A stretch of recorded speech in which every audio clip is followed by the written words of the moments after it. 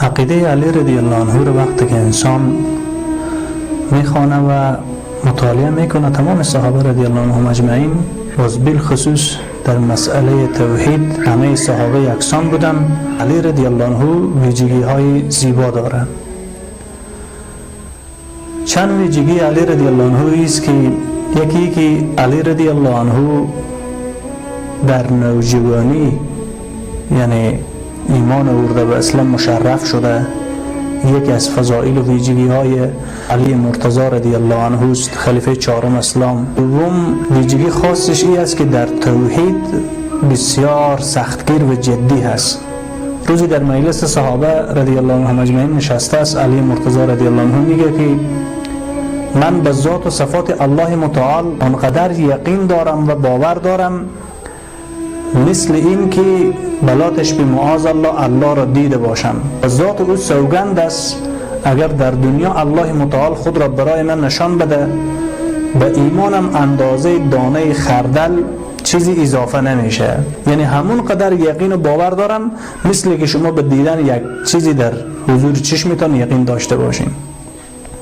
میفرماید از الله جل شانه آنقدر میترسم، خوف در قلب و فکرم هست، اگر جهنمی هم دوزخی هم الله متعال خلق نمیکرد من 100% از الله میترسیدم و خشم و غضب الله متعال بالاتر از دوزخ میدانم من.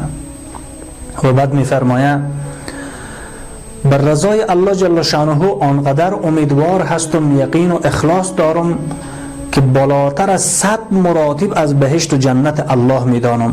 اگر الله جل شانه بهشت و جنت خلق نمیکرد یقینا من رضا و لقای او را از همه بهشت بالاتر میدانم و همیشه در تمام عبادت ها رضای الله متعال طلب میکنم و بعدا از او بهشت میطلبم و از خوف و غضب خود الله متعال به او پناه میبرم و از جهنم به او پناه میخوایم.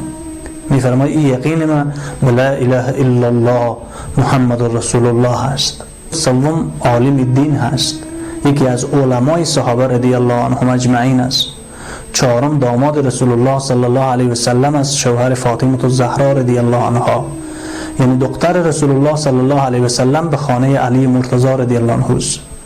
پنجم علی مرتضی رضی الله عنه بسیار زیاد سخاوتمند است، یعنی اگر به چند شب یک بار این صدقه چیزی نکنه و یا میمان برای نیاید فکر میکرد با فاطمه مشوره میکرد رضی الله عنها که کدام گناهی کردیم، کدام سهو و خطایی از پیش ما و شما شده که ما میماندار نیستیم یا چیزی از مال و اموال ما در راه الله صدقه نمیشه.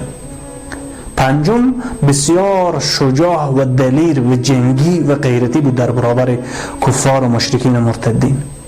اما در این زمانه ما و شما باید ما و شما بدانیم فضائل صحابه رضی الله عنهم اجمعین را، چرا که الله متعال جل شانه ایمان اونها را برای ما معیار قرار داده و گفته ایمان بیارید و مثل که صحابه ایمان آوردن و رسول الله صلی الله علیه و سلم فرمودن پیروی کنید از سنت ما و سنت خلفاء الراشدین، هم در عقیده، هم در عبادات، هم در نظام و سیاست و در همه امور.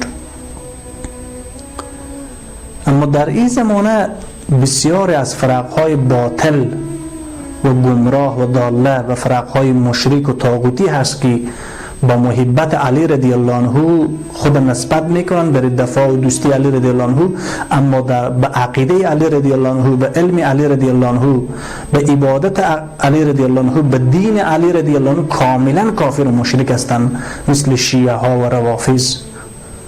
شیعه ها و روافض میگن یا علی مدد، یا حسین مدد، یا ابوالفضل، یا ابو عبدالله الحسین، یا فاطمه الزهرا، یا امام الزمان، یا فلانی، یا فلان قبر، یا فلانی به داد ما برس. اما علی مرتضی رضی الله عنه موحد بود، یکتا پرست بود، کمک خواستن از غیر الله را شرک میدونست که از به صلاحیت غیر الله نبود.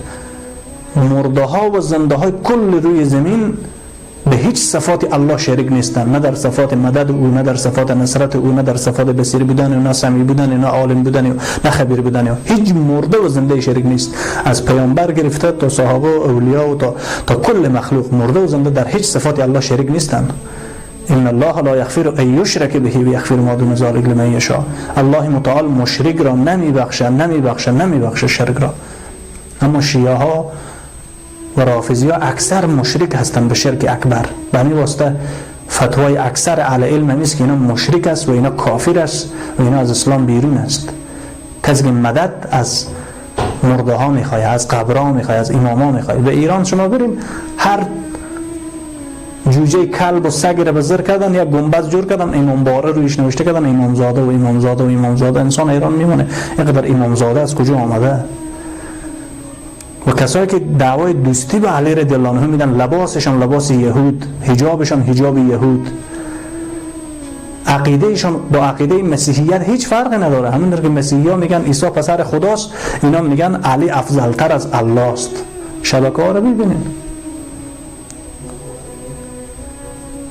و کتابایشان پر از این شرکیات و خزلبات است، مثل بحار الانوار و اصول کافی و نهج البلاغه و تاریخ پیامبران اسلام، حیات القلوب از علامه مجلسی لعنت الله علیه و همثال کشف الاسرار خمینی لعنت الله علیه و مثل اینها بری. پس اینا به عقیده علی رضی الله عنه مؤمن نیستن، اینا دشمنان علی رضی الله عنه هستند. دو مردم در مورد علی رضی الله عنه افکار ای به جهنم میره. یکی خوارج عصر علی رضی الله عنه که علی رضی الله عنه رو تکفیر کردن و تا امروز تا قیامت کسی که صحابه را تکفیر میکند یا مؤمن را به گناه کبیره تکفیر میکند، اینا افراط کردن، زیادتی کردن، در دین گمراه شدن و به اینا بشارت جهنم داده شده. و یک عده دوستان علی که باز ابوبکر و عمر و عثمان و عایشه و معاویه امروز تکفیر میکنن، در حقیقت اینا هم بدتر از خوارج هستند امروز. هیچ گونه ابا نداریم از این که اعلام کنیم که علی ابن ابی طالب بر تمام انبیا، حتی بر انبیای اولوالعزم برتری داره، که علی ابن ابی طالب بر تمام انبیا، حتی بر انبیای اولوالعزم برتری داره. ایرانی ها رو عمر مسلمون کرده، ما حق نداریم به عمر توهین کنیم. یعنی این نه، من تا زندم میگم عمر حرومزاده بوده، تا زندم میگم هر چی سنی حرومزادن. عمر لعنت الله علیه، این ابوبکر لعنت الله علیه. فاش نمیدم، من دلیل کفرش را از قرآن بیان میکنم. شما که فهم ندارید، شعور ندارید، یا حرف مرا نمیخواید بفهمید، یا اون تقصیر من نیست. من چی میگم؟ من نگفتم عمر مادرش بله اینطوری، پدرش اینطوری. فاش کجا دادم؟ فاش میدونید، فاشا کلمات فاش در زبان فارسی مردم میدونن چی. من فاش دادم؟ من میگم در قرآن کریم آیه نازل شده بر کفر عمر. این فاشه. اینو میگم آیه نازل شده سوره حجرات آیه 1 2 3 4 5. این کفر عمر رو میرسانه به رسول خدا صلی الله علیه و سلم، توهین کرده. الله متعال میفرمایه رضی الله عنه و رضوا عنه، من از همه صحابه راضی شدم. الله متعال میفرمایه محمد رسول الله والذین معه اشداء علی الکفار، محمد بنده و رسول و نبی الله متعال است. تمام صحابه که با او بودن در برابر همه کفار متشدد بودن، تیز بودن و در بین خود محبت داشتن. الله میگه صحابه در بین خود ترحم و محبت داشتن. شیعه ها میگن الله دروغ میگه، نعوذ بالله. علی با عمر مشکل داشته، عمر علی را زده و لطکوب کرده، فاطمه الزهرا را زده لطکوب کرده، سخت جنین کرده. دروغ های عجیب. بس چگونه دختر علی مرتضی به خانه عمر رضی الله عنه به عقد نکاح عمر است، به دشمن سرخو. علی رضی الله عنه شخصیت با جرأت، با غیرت، فاتح اسلام، فاتح خیبر، یگانه مجاهد و مبارز بوده. شما میگین که علی یک بزدل بوده، نعوذ بالله. عمر هم دشمنش بوده، دختر خود به دشمن خود داده. و الله میگه اینا در بین خود محبت داشتن. شیعه ها و رافضی ها باز میگن نه، الله دروغ میگه. الله میگه عایشه زن پاک دامن و حفیفه هست. 16 آیت به پاک دامنش در سوره نور و سوره احزاب نازل کرده. شیعه ها میگن الله دروغ میگه، ما به این 16 آیت کافر هستیم، قبول نداره. عایشه را زن بدکاره و زانیه و نعوذ بالله به فساد اخلاقی نسبت میکنن. پس اینا دوستان علی نیستن. علی نور چشمی هر مسلمان هست. هر سنی که با علی رضی الله عنه مخالفت کنه، با حسن و حسین مخالفت کنه، با اهل بیت رسول الله صلی الله علیه و آله مخالفت کنه، ضمن از که سنی نیست بلکه از اسلام ایمان بیرون از کافر است. هر کس که به علی رضی الله عنه، به ابوبکر، به عمر، به عثمان، به عایشه، به معاویه، به حسن، به حسین رضی الله عنهم اجمعین، به تمام صحابه رسول الله صلی الله علیه و سلم توهین و تمسخر و لعن و فحش بده و در حقیقت تکذیب آیات الله کرده. الله میگه صادقون اولون از قوم انصار و مهاجر بوده، شاگردان اول نمره محمد صلی الله علیه و سلم بودند. علی رضی الله عنه فرد چهارم عشره مبشره است. علی فی الجنه، رسول الله میگه که علی در جنت است. الله متعال بشارت بهشت به اینها داده. همینطور عمر، همینطور ابوبکر، همینطور عثمان، همینطور معاویه، همینطور طلحه رضی الله عنهم اجمعین بر رأس عشره مبشره بود، دیگه تمام جمهور صحابه بالعموم. پس تمام مسلمان های اهل سنت 100 بار جان خود فدای علی و حسن و حسین و امام جعفر صادق و تمام اهل بیت رسول الله صلی الله علیه و سلم میکنن.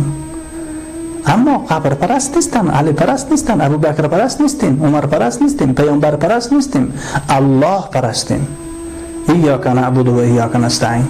خاص الله را عبادت میکنیم و خاص از الله کمک میخواهیم.